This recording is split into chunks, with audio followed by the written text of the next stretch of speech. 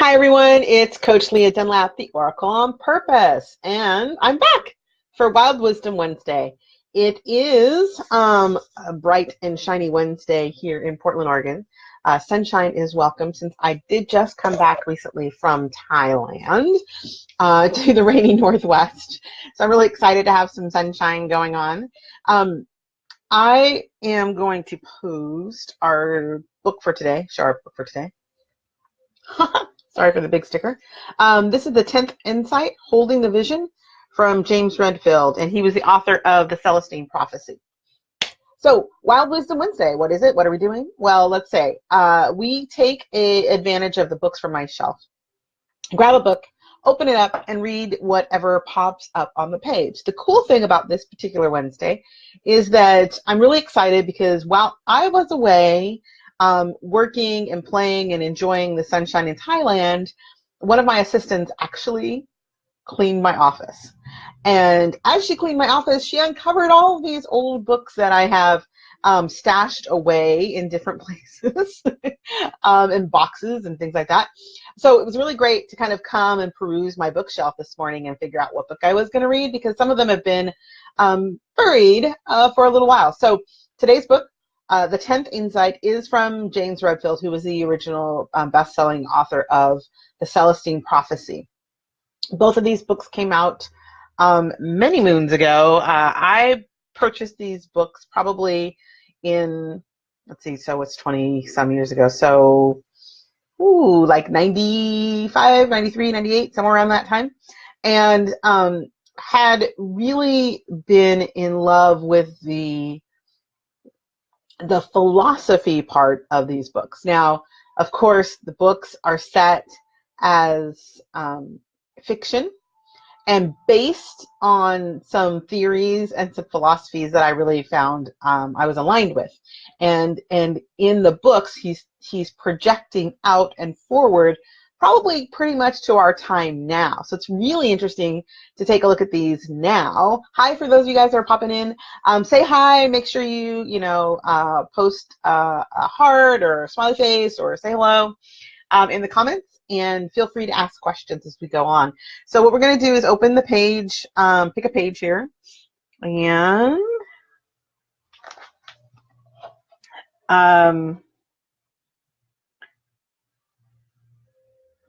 so because it's a fiction story, this section, we're on page 102 of the 10th Insight, and the title of this, this chapter is Opening to Knowledge. So he's talking about someone else. Let's see if we can get in here without, there's a lot of dialogue happening here. So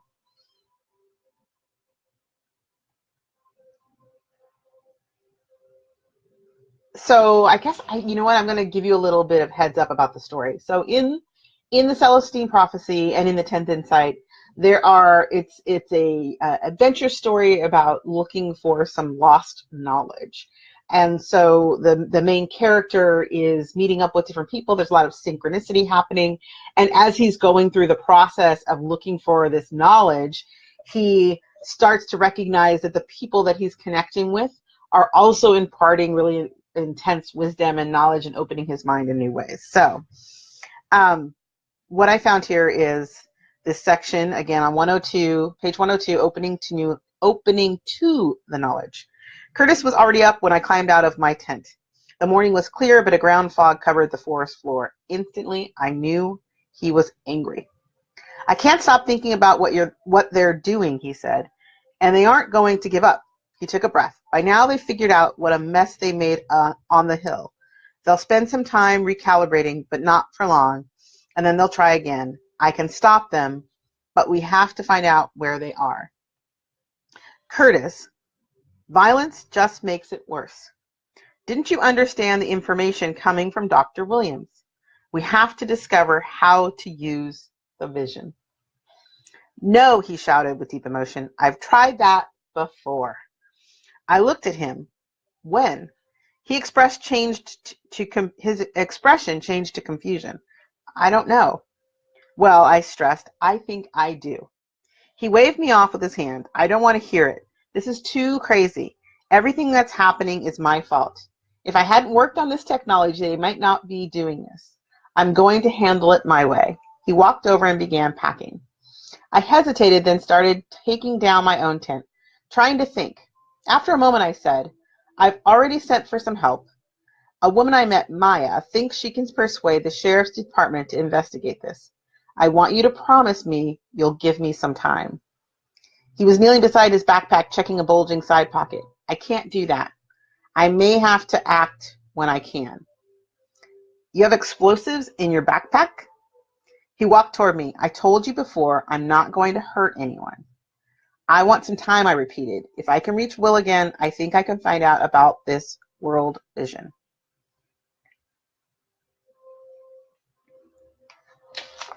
So I'm going to stop there because what I recognize in that little snippet is a couple of things that are coming up for me with the Oracle's guidance.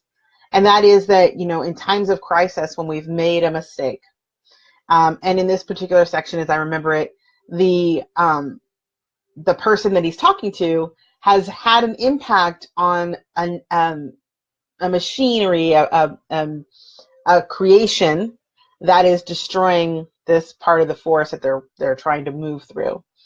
And his intention to be angry and to go out and fight and battle against it is what the main character is kind of calling into question and talking about the vision of what we're holding, that peaceful vision. And I think that to me, when the Oracle points me to a particular part of a book, it's to be a reminder of that moment when we can speak to taking action from a place of recognizing the vision of what we're trying to create, or we can just react. So in this moment of them trying to converse about holding to a higher vision, of looking for more peaceful ways of managing this, versus just getting out and kind of becoming angry and starting from that place of anger and fighting and suffering that goes along with it.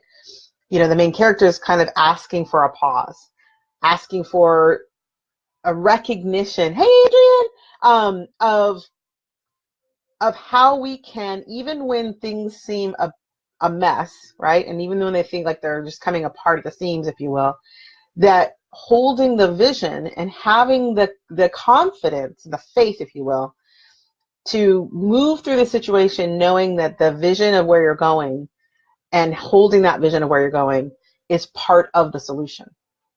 And it feels perhaps odd to a lot of people when we're used to a paradigm that says force and physical movement create result. It's like the primary understanding of, like, if I want to do something, I have to physically be involved in doing. And yet there's an entire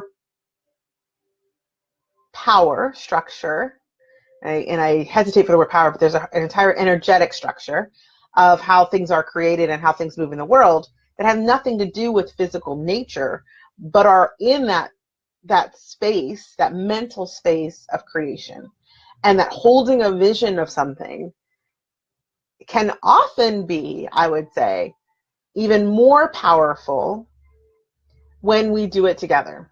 So when we come together to hold a vision, that even though it feels like inactivity, it's a deeper level of real movement when it is a mental mindset shift.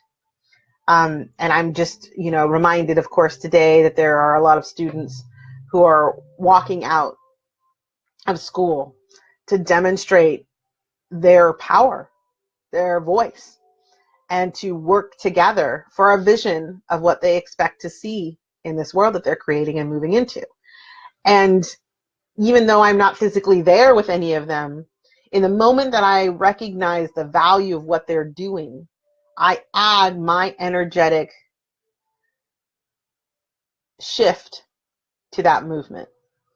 So how much more powerful can we be when we do hold visions, when we acknowledge the visions that come to us that are about shift and change and refocus, and then we participate in holding a vision. It isn't easy, by the way. It feels like even in the excerpt from the book, it feels like, well, of course, if there's this wrong thing happening, getting up and doing something about it is the right thing to do.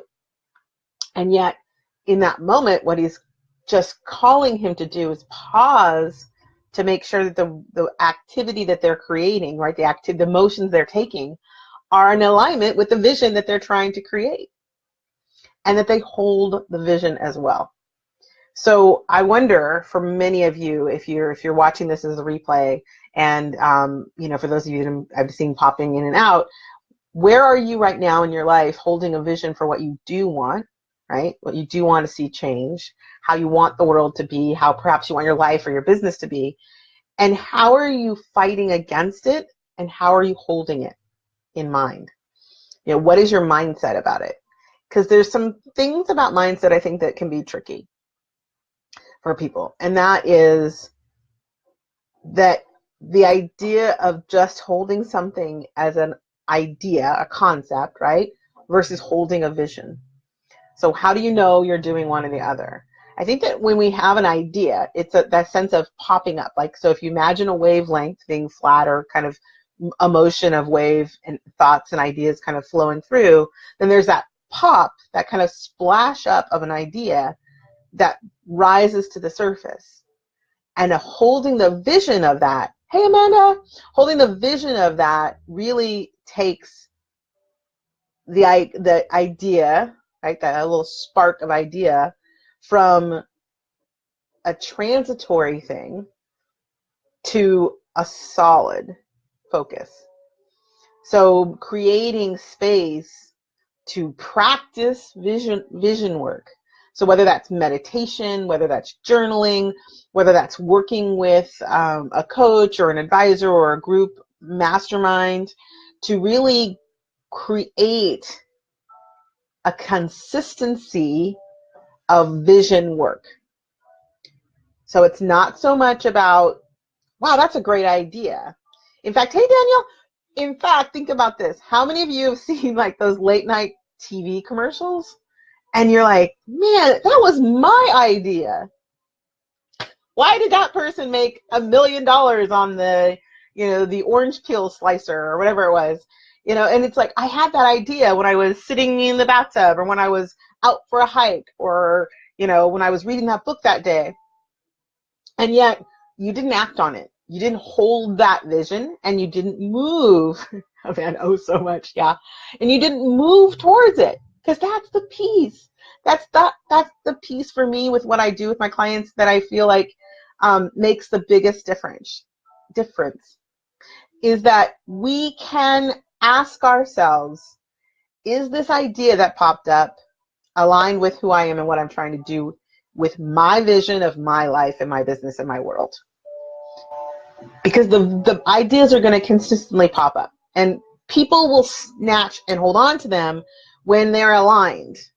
And so the great thing is, with the universe, it doesn't care who the person is, right? It's just going to keep formulating the growth of ideas and expansion.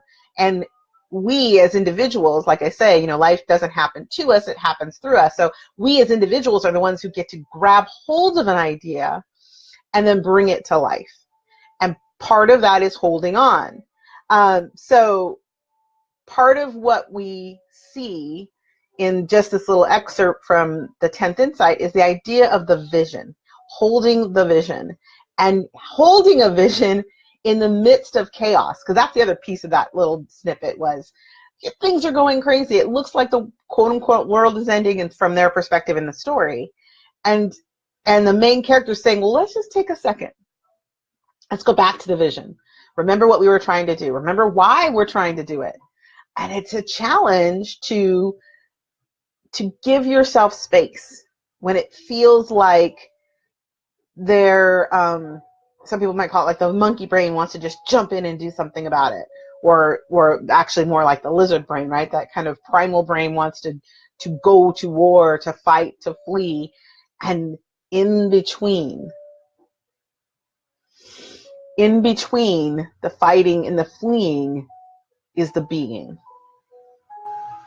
That's where we can create the most shift, in my experience, is when we stick our stake, our claim in this, ground at that moment for the vision of what we wanted to see, for the vision of how we want our business to be, for the vision of where we want to participate in the world. Thanks. Because the other two spaces, if you think about it really, just realistically and logically, in one you're running away and in one you're running towards the fight. In neither of those times or moments are you creating something. You're reacting to something. So in that space between is where you have the opportunity to create. And the creation begins with the vision. So whatever that vision looks like, whatever the vision is that you want to hold for yourself, what if in those moments you paused? What if you took a moment to reflect on what the vision really is about and how you can reach out to others to create a momentum, right, of people holding that same vision? So in our Master Creators Guild, we often end our sessions with an activity that we do, which is called, sharing our focus goals. And the reason we do that is so that as a group, we can hold each other's visions. And we do that with purpose, and we do it without judgment, which is kind of the trick, right? So it's not to say that your vision or my vision are right or wrong. It's simply that if I support you as a fellow being on this journey in the universe, then I know that if the alignment of your vision, right, with your soul purpose is true, then it's what needs to be, what needs to come to pass. So I can from that place hold the vision for you and add my energetic resonance to that vision for you. And so that magnification of the actual vision is what helps it to bring it to faster and more impactful manifestation. And the funniest piece of this little snippet was in that moment where he recognizes in the story that he has some explosives. Like, there's literally a moment where he's like, you have explosives? Like, this is like so counter to what their vision was. And yet it's such an interesting thing that for humanity, goddess magic, yes, for humanity, we go back to that hind brain, lizard brain, monkey brain, whatever you want to call it, because it has existed for so long. It seems like the only natural course is to act, to get physically involved in a struggle. And yet we can learn, as the 10th insight implies, we can learn a different way of being if we ask ourselves, but if I create a vision for something and I hold the vision and I look for ways to act that are aligned with the vision and look for people to interact with who are aligned with the vision, then what I'll get is that end result without the fight, without the struggle, without having to beat down walls or break through ceilings or wear myself out. Instead, I will reach the higher level. I will reach the next phase with peace and ease and grace, because I'll be working with the process of creation. And so I think, what I was saying earlier in regards to, some of the moments where people are standing up now and using their voices and speaking their own truth, and other people are coming alongside and saying, yes, not only do I hear you, but I stand with you. And there's a thread, I hope, it seems to me, that the idea of a violent revolution is falling away, and a more mindful and mindset motivated revolution is beginning, where we understand for a moment that we are capable of doing it differently. So that's it for me today. I just wanted to kind of share that with you and get back out here. Thanks everybody that showed up. Thank you, Amanda. Thank you, Adrian. Thank you, Danielle. for coming in. For those of you who are watching the replay, thanks so much for watching the replay. Do go ahead and leave any kind of questions or comments. What are your thoughts about acting out of anger and holding to a vision, and what do you do to do that? I'd love to hear that. So I'll be back next Wednesday. Thanks again for everybody for popping by, and we'll see you next Wednesday for Wild Wisdom Wednesday. I'm Coach Leah Dunlap, the Oracle on Purpose. All right, guys. Bye now.